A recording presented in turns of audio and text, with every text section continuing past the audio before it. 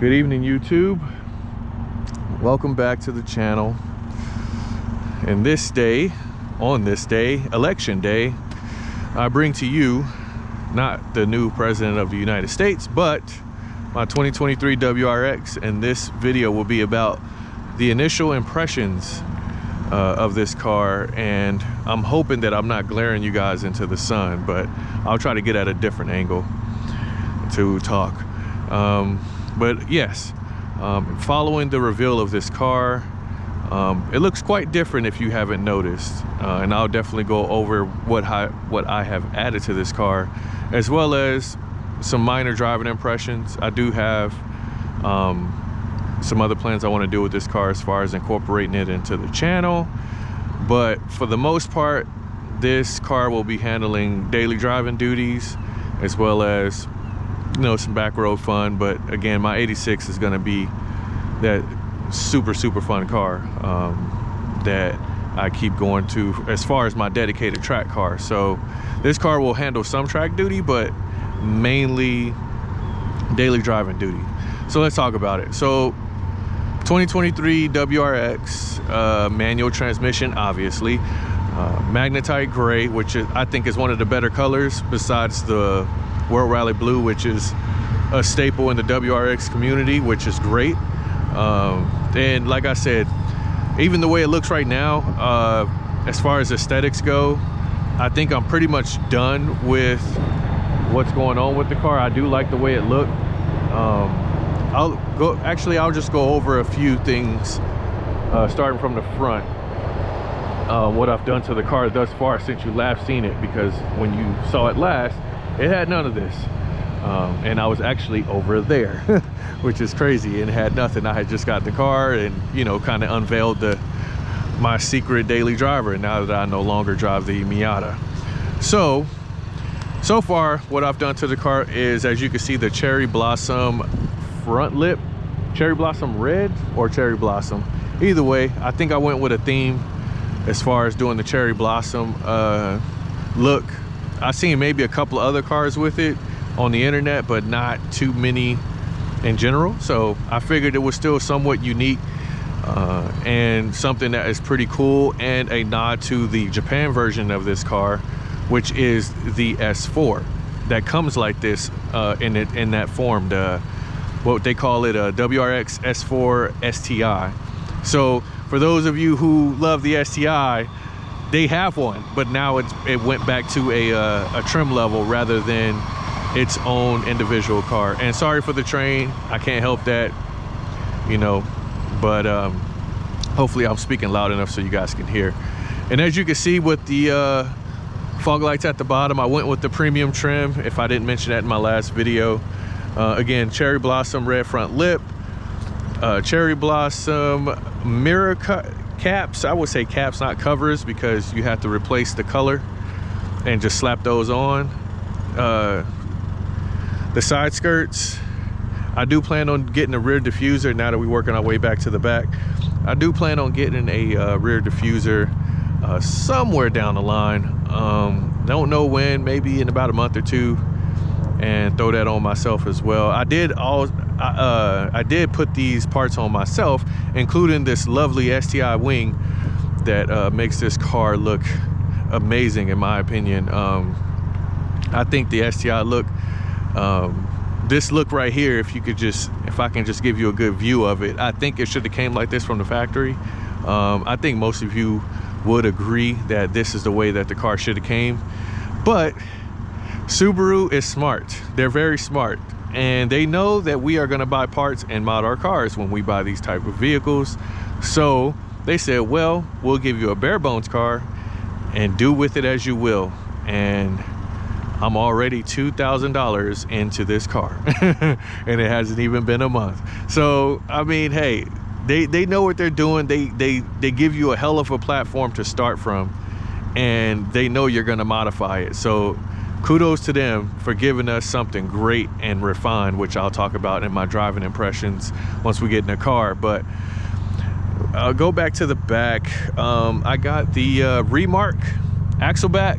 All I did was a simple muffler delete. I believe that in all honesty, especially if you're daily driving a car, a full exhaust is not necessary to get a really good sound.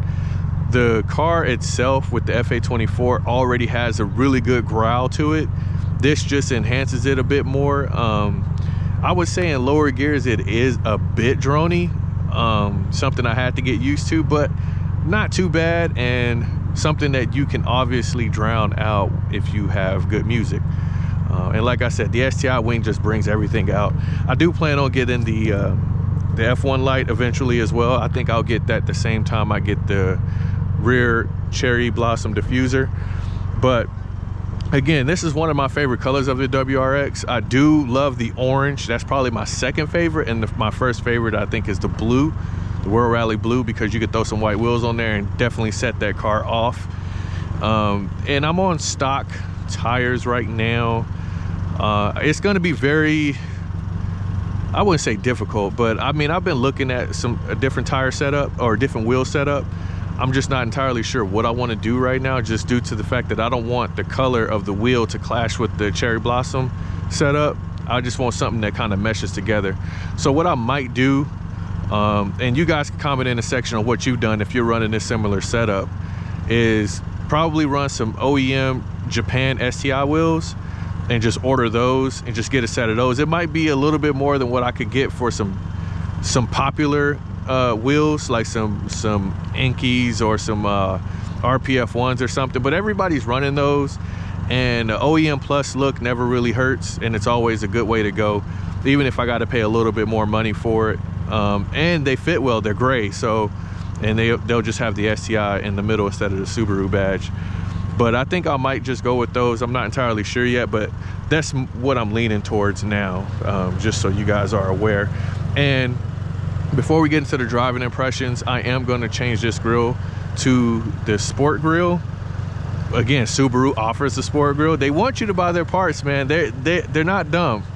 They got it all for you. They got all this front lip stuff. I mean, obviously theirs would have the STI badge on it, but they have everything you need to modify your car, and they do it from the factory. STI short throw shifter, which I am going to address the shifter once I get in the car. But like I said, the front, I'm definitely going to get a Sport Grill. I'm not sure if I'm going to do the LED emblem. I might, just because I haven't seen a lot of people do it, and I kind of want to be somewhat unique. But I also thought about doing a color match with the cherry blossom and just do a cherry blossom emblem. Again, comments put your comments below in the comment section and let me know what you guys would prefer. I might even change this plate for a plate holder relocator for a tow hook, just to kind of get that out the way. I'm not entirely sure yet, but anyways, I know I'm going to go with the Sport Grill for sure. I just don't know which emblem I'm gonna run, which is, you know, something that I'm going to think about later. But on to the impressions in the interior. Oh, I do like the welcome plate here. Again, straight from the factory. It's like they know you want this stuff and they know you're gonna buy it, because this looks good if it fits the car perfectly. It's not one of those crazy colors that you see online that you know, don't necessarily go with the car well, but it's still a really good look, and I love the way that looks in this car. And now we're in the interior. This is the premium trim, so I do have the heated seats, although I did do the research. Long story short, I don't think I can get the GT seats at all. Well, the GT seats meaning the Recaros, if you guys don't know, because I don't have the limited, which is not completely a bummer for me, because I did want them, but this isn't a dedicated track car. And I've read in the forums, I mean, maybe again I'm coping with that. I read in the forums that on long drives, which I do travel a lot, that they tend to get a little bit stiff and uncomfortable. But I don't know, I was gonna get them anyway if I could, because people are selling them and trying to trade them in for limited seats, which I believe are probably similar as far as comfort level to these seats, if not a little bit more comfortable with the suede and everything. But being that there's no power adjustable, you know, electronic in the seat in mine, because I'm still rocking manual, I can't, you know, factory swap the Recaros. So I think that deal is out the window, which I thought I was gonna do, just kind of make this a TR all of a sudden, but can't do that. But I can add the other extra bits, like the Alcantara stuff that goes here, you know, around the accents that go around the center console, and as well as the dashboard.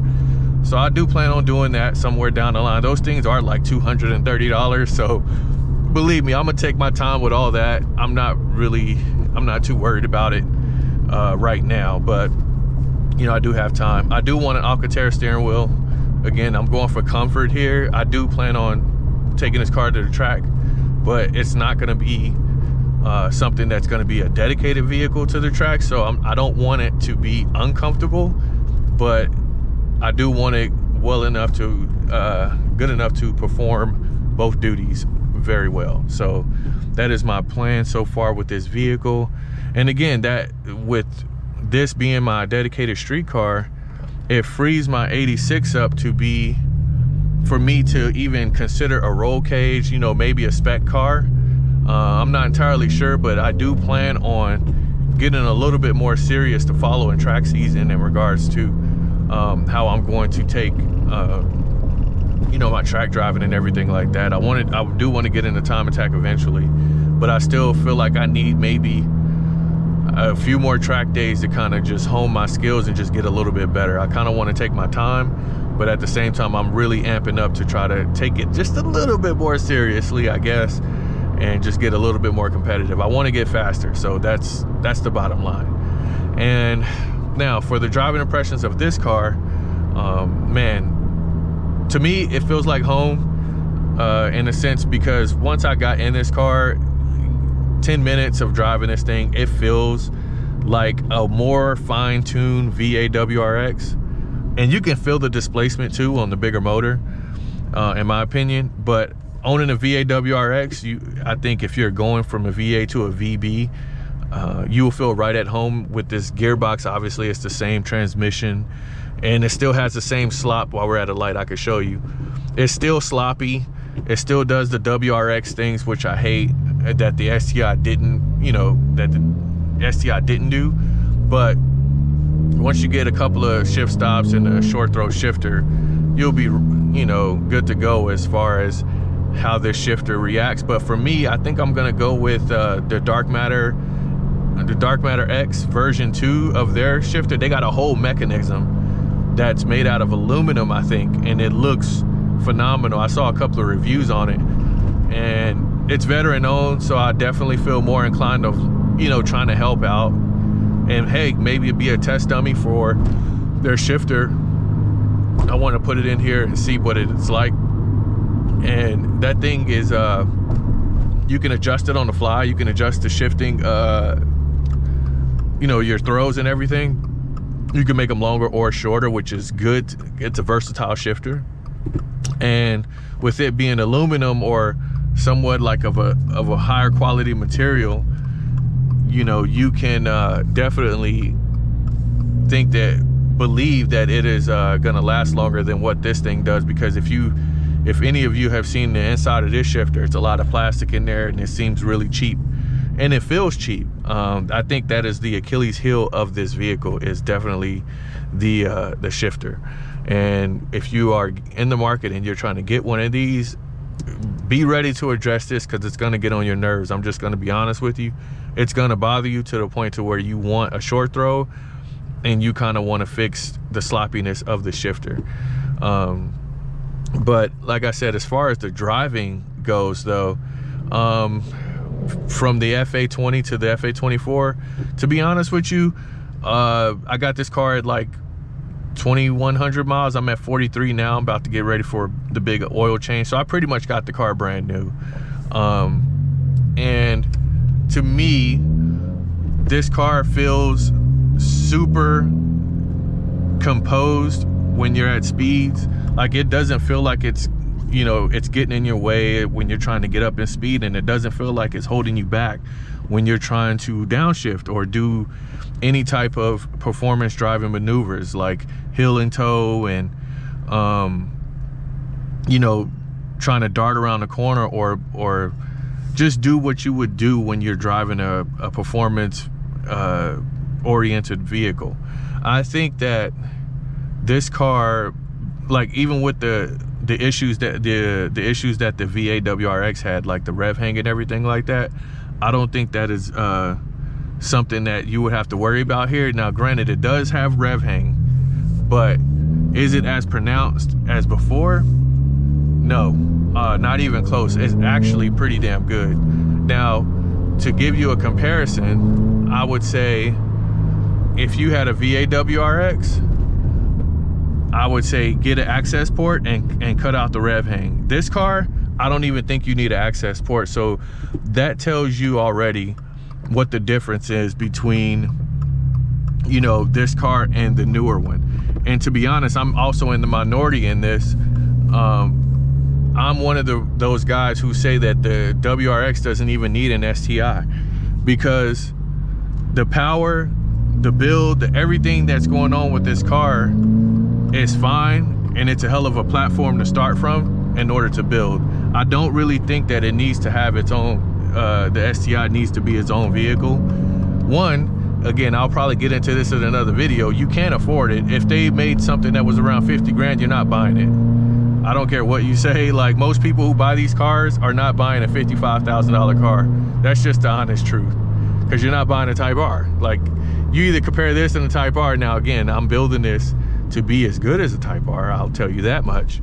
But if you would choose, like, anybody who knows cars, if you're choosing between this and a Type R right out the gate, you're gonna buy a Type R if they were the same price. I'm sorry, you just are. It's the truth. It's just a better car right out the box. Now, can you make the car better or just as good? That remains to be seen, but you will definitely get a Type R. So that's showing you that even if an STI did come out, you couldn't even buy it. You couldn't afford it. So that's my thing. I like I said, I think this car is good right where it's at. It's nice, it's cheap, it has enough power, it feels great in the gears, it's fun to shift, it darts around corners like nobody's business. The all-wheel drive system is second to none. We all know this. And to me, if you're in the market for a car below $30,000, this is a no-brainer. It does everything you need it to do.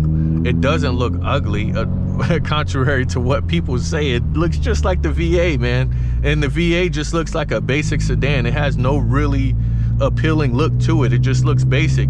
And you make it, basically, you make it what you want it to be. So, you know, for people saying that the car is ugly, it doesn't really look like anything. It just looks like a basic sedan to me. But, you know, that's just my opinion, and take that with a grain of salt. But I know this initial impressions is going a little bit long, but I just wanted to make sure that you guys know I couldn't, you know, push the car as well because I'm right in the middle of rush hour as well. So sorry about that, but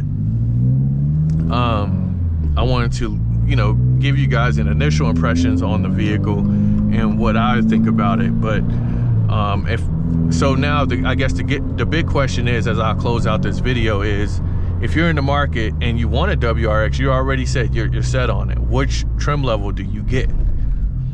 I would say premium or above, just so you can get the fog lights. Premium or limited. If limited is within $1,000 of your premium, go get the limited. You get the suede seats. You get the WRX on the headrest, which, you know, is really good design cue philosophy. So if you dig that, I think, again, if you're getting a base model at like maybe 23K, then go for it, because all these models trim levels are the same. You know, the only thing that's significantly different is the TR, which is the big brake package and some suspension mods. But you could do that yourself and have a way better suspension setup, you know, as well, for maybe $1,100-1,200 bucks. So if you buy the base model and you want stage 2 power, which again I'll show you guys right now, I'm already there. I haven't put it in yet, but I already got stage 2 stuff, and I have boxes in my place, so I'm already ready for stage 2, which will give you about 350 to the wheel. So I would say if you were getting a base model and you got a stage 2 as well as like Fortunato suspensions, coilovers, or whichever you decide to get, you're still at 30 grand, and your car would be significantly better and just as fast, if not faster, than the Civic Type R, which is damn good actually. So, you know, take with that as you will. I think honestly these cars are at a great value. You can't go wrong with either model, but it all depends on what you want to go for, in my opinion. I think as long as you are going for something like comfort, go ahead and get the premium, because you get the heated seats, especially for those of us who live in the East Coast. But if you are going for you know, something, if you're just trying to save some money, try to look for a nice used base model, because brand new, I can't justify these cars brand new being 36 grand when you can find one with like 2,000 miles for half that price. Or not half, but like, you get what I'm saying, like 6 or 7 grand less, to be honest. So that's all I got, fellas. Again, like, comment, and subscribe, and thanks for those of you who are new here and who have been sticking with me from the beginning. That's all I got. Peace.